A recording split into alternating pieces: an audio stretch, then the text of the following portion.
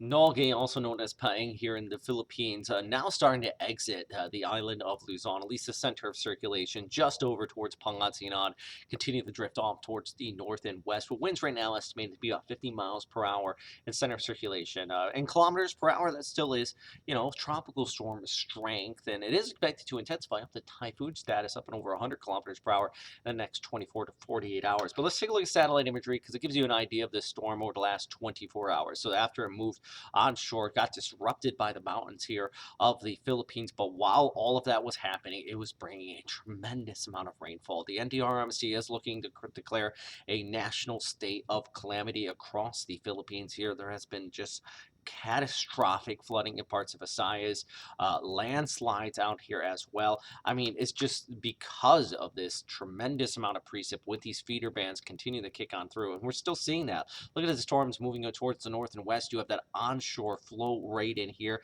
and that is the problem. This is one of those storms, everybody always gets hung up on the center line. It is not so much that. It is these feeder bands. Look at that. Even down here, still in parts of the Bicol region, you're still looking at those showers kicking on through, and also over towards Metro Manila. You're just starting to exit one of these feeder bands, but they are 100% still potent. And let's pull back the picture because even northern areas of Luzon still seeing some of the inflow coming in around as well. So there's the center of circulation right here. It's just towards the west of Pangasinan. You can see it right in there. There it is. You still have that inflow though coming in around towards the west, but good news, the storm is starting to dissipate. And like I mentioned, that is following in a catastrophic amount of rainfall that took place. Heart really goes out to everybody impacted by this. Flash flooding, low-lying river rises, and as I mentioned, some very serious mudslides. The devastation, the casualty toll has neared 100 at this time from this storm system. So, yeah, it's just oof. Every time we talk about this, it's interesting. And these type of storms are the ones that really have some of the biggest impacts because I think in some part they don't get the hype that a typhoon or a super typhoon gets.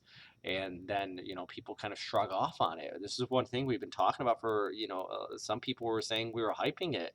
Like, no, I've been talking about the storm for over a week now. It's because it had so much moisture. It was a slow mover, had a lot of convection out ahead of it, and that's been the big problem with this storm. You don't need a super typhoon to cause serious impacts. It can just be a tropical storm.